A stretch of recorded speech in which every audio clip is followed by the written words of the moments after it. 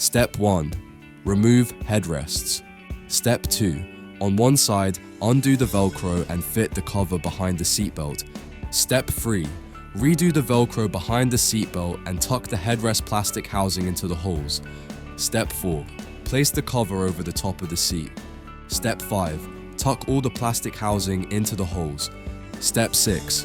Undo the Velcro and move the material behind the seatbelt, then redo the Velcro. Step 7. Push the free foam pouches into the gaps between the backrest and base. Step 8. Pull the base of the cover over the corners of the base. Step 9. Pull the back of the base cover over the back part of the seat. Repeat on both sides. Step 10. Attach the 2 elastic clips together behind the seat backrest. Step 11. Reattach the headrests and slide on the headrest covers.